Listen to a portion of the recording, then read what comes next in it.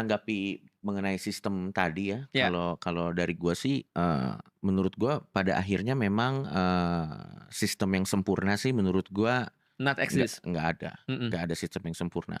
Pada akhirnya memang, kembali lagi ke bagaimana civilization pada saat itu, memerlukan, apapun identitas Apapun yang dibutuhkan heeh, gitu. ya, apapun identitas civilization-nya ya, pada akhirnya bagaimana, tanggung jawab si civilization pada saat itu bisa menyediakan orang-orang kompeten untuk ada di sebuah sistem. Yang paling bisa kita lakukan kepada sebuah sistem paling meminimalisir, tadi ya, margin dan defect error-nya tadi, aja, iya margin atau kecacatan yang kalau gua mhm, kutip kata-kata lo, mhm, kecacatannya.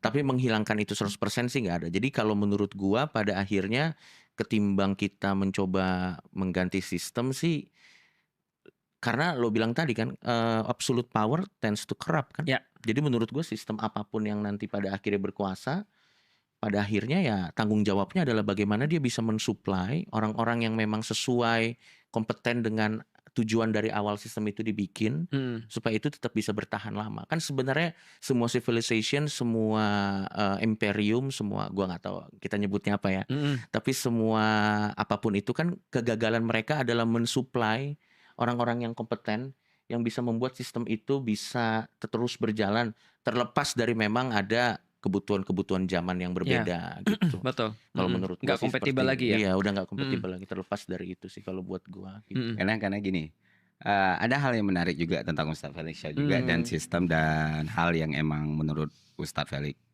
ideal gitu loh. mmm. Aku juga penasaran ya, penasaran dengan banyak hal atas itu semua.